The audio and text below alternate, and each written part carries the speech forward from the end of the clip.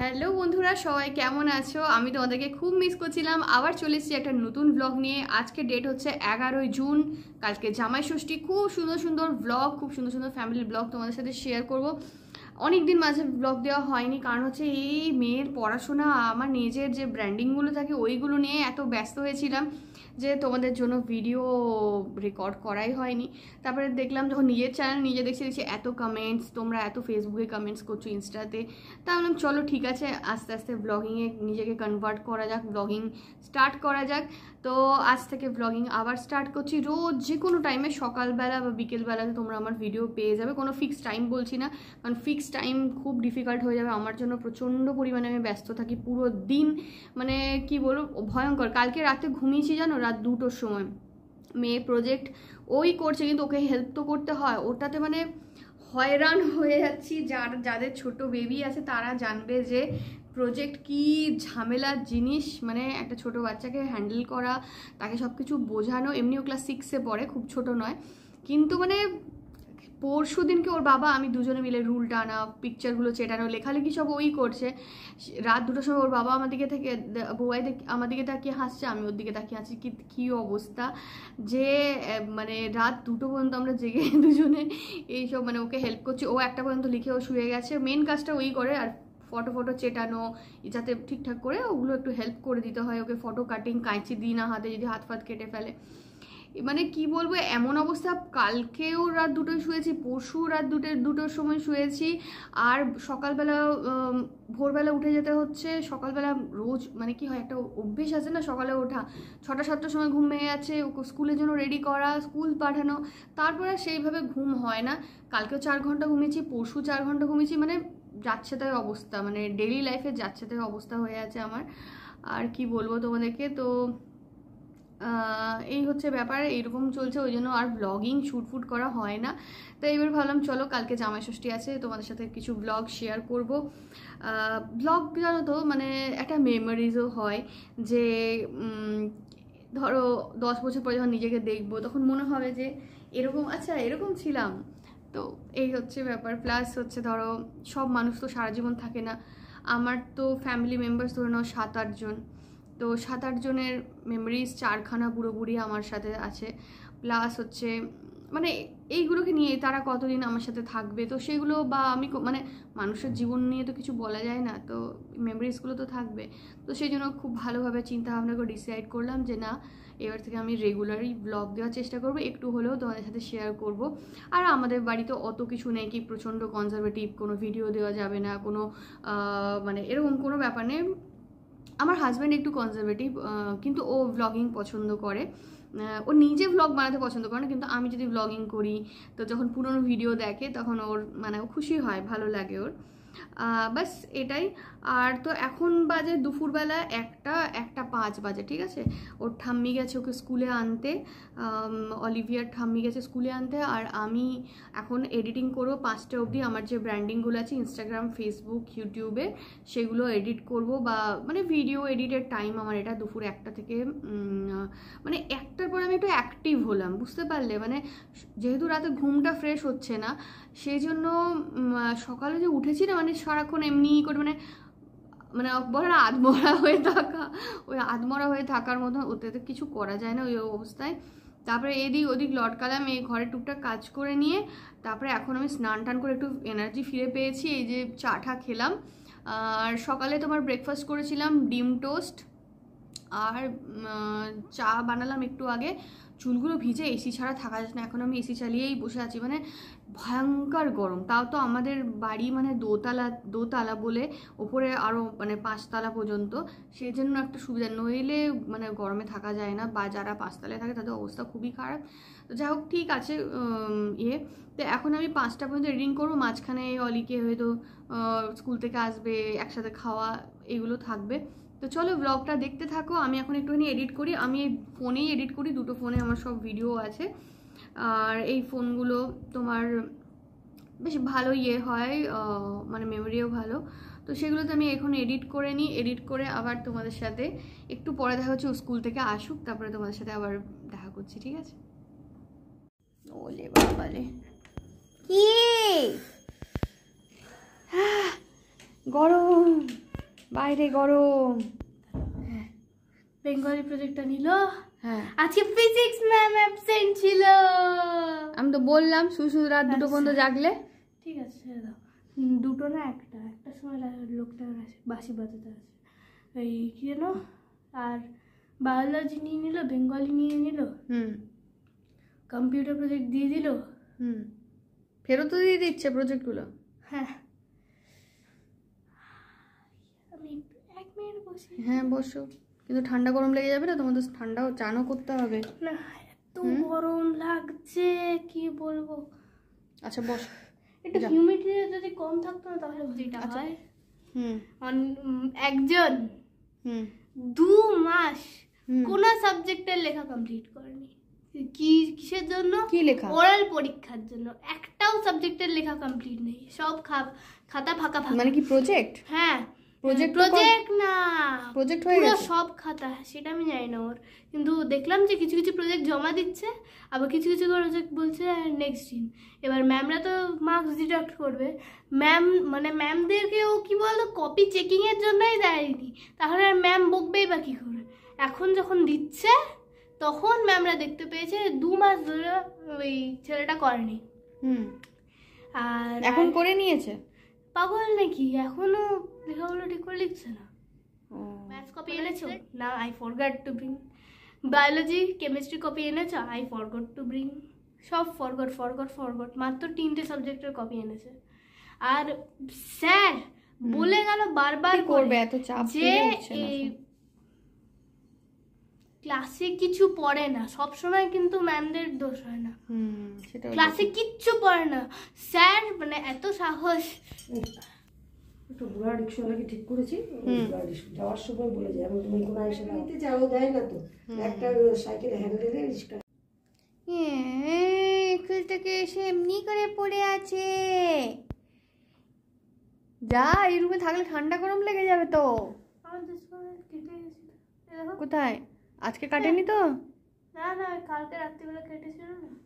আজকে মেনুতে আছে ভাত, পেঁয়াজ বেসন দিয়ে পকোড়া, আর ডিম পোস্ত। এটা হচ্ছে ডিম পোস্ত, কেন জানি না হেজি আসছে।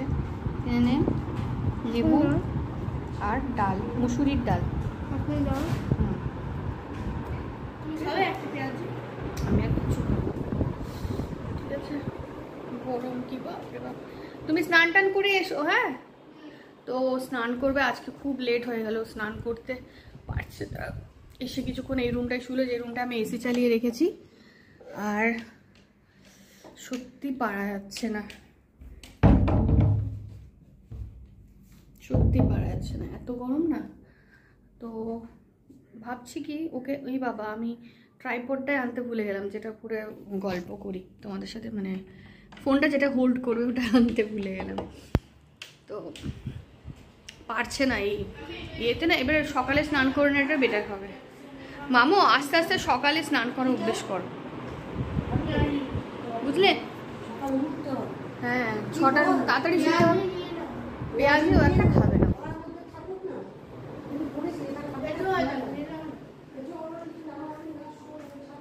এই যে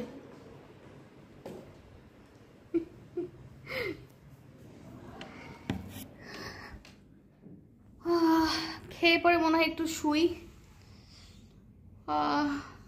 আমার তো সে 1 হাতা ভাত খাই, অল্প ভাত। বাড়িতে সবথেকে কম খাই আমি। আর পুরো অন্ধকার আসছে, তো আর একটু কাজ করে নিই, আবার পরে দেখা করছি, ঠিক আছে? তো যাচ্ছি, এখন বাজে বিকেল, সন্ধ্যে 7টা, বিকেল নয়। এখন যাচ্ছি এই বাজার করতে। কাল জামাই ষষ্ঠীর বাজার, বাবা পারবে না, আমরা দুজনে যাচ্ছি। হ্যাঁ, আমি ঘুমাইনি কিন্তু চোখগুলো ফোলা লাগছে। আমি এবার না ঘুমালে আমি দেখি আমার চোখ খুলে যায়। হ্যাঁ, না রেস্টও করিনি, সকাল থেকে খোলা আছে চোখ।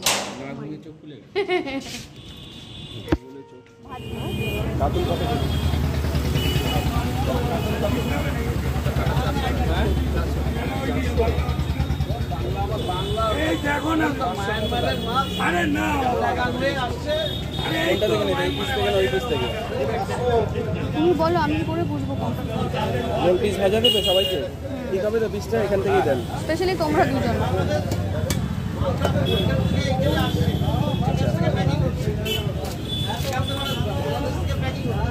400 টাকা কিলো আছে, ঠিক আছে? আচ্ছা দাদা, কোনা কাটবেন না, একদম গোল কাটবেন, পাতলা ব্লেড। হ্যাঁ, গোল পাতলা ব্লেড হবে। কত দেবো?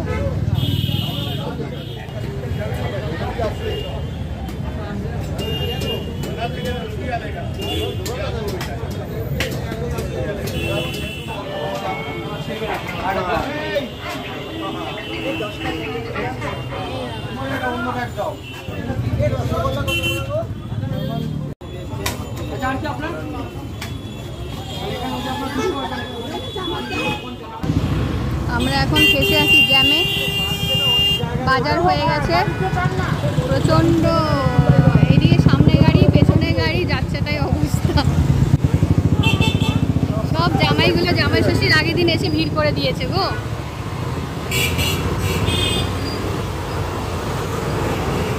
জামাই এসে জিজ্ঞেস করছে মিষ্টির দোকানে ইভিনিং স্ন্যাক্স কিছু আছে, বলছে কিচ্ছু নেই, বলছে সিঙ্গারা আছে, বলছে কিচ্ছু নেই। মানে শ্বশুরবাড়িতে এসছে, এবার বলেছে যাও কিছু নিয়ে এসো, নোনতা কিছু। হ্যাঁ, ইভিনিং স্ন্যাক্স। আর প্রথম কথা ওকে বলাই করার লোকটা 15 বার, বলতে বলতে গলা শুকিয়ে গেছে, লাস্টে বলেছে কি স্ন্যাক্স কিছু আছে, সিঙ্গারা এসব আছে না, কিচ্ছু নেই, সব শেষ। আর একটু পরে সব মিষ্টিও শেষ হয়ে যাবে, জানো, যা ভিড় দেখলাম। তোমাকে দিয়ে দিল সবার মাঝখানে দাঁড় করিয়ে। আমি প্রথমে বলে দিয়েছি 1.5 কিলো দই, 1 কিলো পনির, যেই বলেছি বলছে সবার আগে আমাকে দিতে চলে এসেছে। 1 কিলো পনির, 1.5 কিলো দই বলেছে না? হ্যাঁ দিয়েছে। পার্টি সব জায়গাতেই শুনে এই ব্যাপারটা দেখছি, বুঝলে তো? হ্যাঁ, মানে এবার কি যারা বলছে 4টে রসগোল্লা দিন, তারা বিচারি দাঁড়িয়েই আছে। এবার আমার তো কোনো দোষ নেই, আমি কি করবো? ওদেরকে আগে দিলে, আমাকে আগে দিলে আমার তো কোনো দোষ নেই।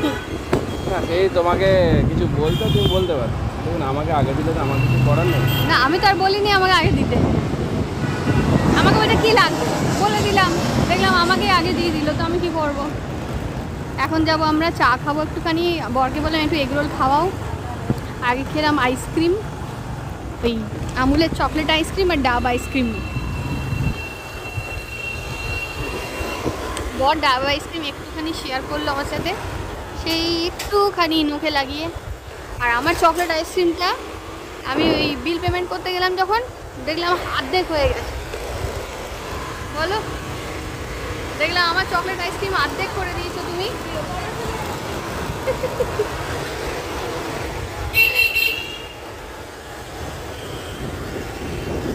কি ভালো লাগছে না, ঠান্ডা হাওয়া। বাজারগুলো সব বাড়িতে দিয়ে এলাম, নইলে এই বাজার নিয়ে ঘোরায়, মাংস, মাছ, দই, মিষ্টি, আরও কত কিছু, মানে খুব ডিফিকাল্ট। রোল খেলে আর চা খাবো না। এ বাবা, আমি তো দুটোই খেতে ইচ্ছে করছে। কতদিন চা খাইনি মনে হচ্ছে, যেন কাল খেয়েছিলাম না। অন্ধকার হয়ে যাচ্ছে। কত গাছ দেখো, কত গাছ, আমার খুব ভালো লাগে। সামনে এদিকে গাছ, এদিকে গাছ।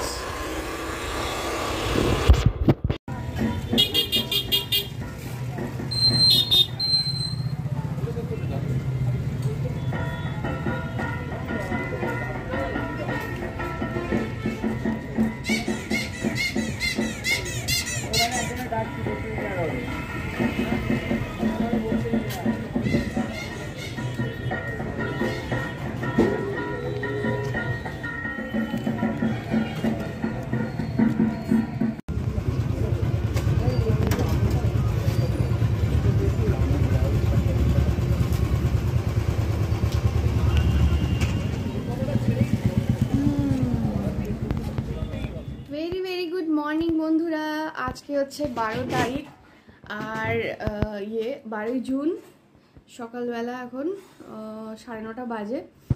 তো রান্নাবান্না সব কমপ্লিট, তোমাদেরকে দেখাচ্ছি, শেয়ার করছি জামাই ষষ্ঠী কী কী রান্না করলাম। মায়ের বয়স হয়েছে তো মায়ের দ্বারা হয় না, আর বয়সের থেকে বড় কথা হচ্ছে জানা বয়স হয়েছে তার থেকে বেশি মায়ের পা ভেঙে গেছে, বহুবার মায়ের হাত ভেঙেছে, পা ভেঙেছে। তো মা সেভাবে মানে এত লোকের রান্না, একদম 3 কেজি 4 কেজি মাংস এসব রান্না করতে মা পারে না, তো সেই জন্য মানে একটু হলে কোনো অসুবিধা নেই, কিন্তু বেশি হলে খুব ডিফিকাল্ট হয়ে যায়। যাকে আমার মাদার নিল আমি দুজনে মিলে সব কমপ্লিট করে নিয়েছি। চলো তোমাদের সাথে শেয়ার করি, দিয়ে বাবা মাকে দিয়ে চলে আসি রান্নাগুলো। আমাদের মেনু বলে দিই। মেনু হচ্ছে তোমার পোস্তের বড়া, ওটা খাওয়ার সময় গরম গরম করে ভেজে নেবো, কারণ আমার বরাবর ওই করকরে ছাড়া ভালোবাসে না, একদম গোটা পোস্তের বড়া করকরে টাইপের। আর তোমার করছি মাটন অলরেডি হয়ে গেছে। আর হচ্ছে মাটন কষানো হয়ে গেছে, এখন কুকারে বাকিটা একটু বয়েল করতে হবে। আর হচ্ছে তোমার মাছ ভাজা, 5 রকম ভাজা, পোস্তের বড়া, পনিরের তরকারিটা এখনও করার বাকি আছে, কাজু দিয়ে পোস্ত দিয়ে পনিরের তরকারি হবে, আর ভাত ডাল এইগুলোই আর কি। চলো তোমার সাথে শেয়ার করছি। এখন বাজে সকাল 10টা বাজে, 9:30 10টা, হ্যাঁ পুরো 10টা বাজে। মামু চুলটা বেঁধে না, শোনা।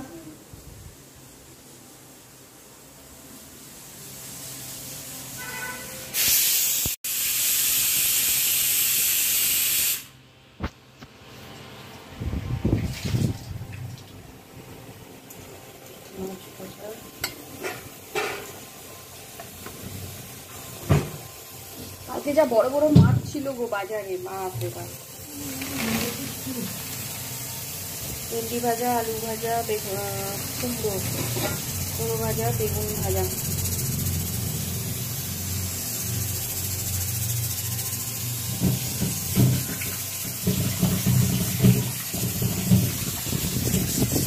মাংস হচ্ছে এগুলোতে, আর পোস্ত এখানে রাখা আছে।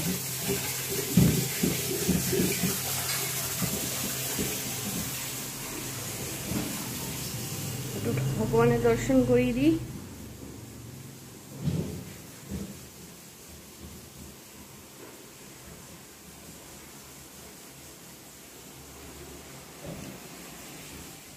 তো এখন বাজে দুপুর 11:30 12টা, এর মধ্যে আমাদের সব রান্না কমপ্লিট। মায়ের কাছে সব এক এক করে দিয়ে এলাম উপরে। তো এই হচ্ছে তোমার পনিরের তরকারিও হয়ে গেছে, আর হচ্ছে তোমার সব কিছু ভাজা টাজা সমস্ত কিছু তৈরি। মা ভাত ডাল এগুলো করে রেখেছে, চাটনি এখানে কুচি কুচি করে লঙ্কা কুচি করে রেখেছি। এখানে পোস্তের বড়া করব। পোস্তের বড়ার জন্য পোস্তটা এটা চাল গুঁড়ি দিয়ে ভিজিয়ে রেখে দেবো, তারপরে খাওয়ার সময় গরম গরম ভেজে নেব। বাকি ভিডিওটা খুব সুন্দর আসতে চলেছে, কালকের জন্য ওয়েট করো। সকাল 11টা 12টার মধ্যে ভিডিও দেবো, ঠিক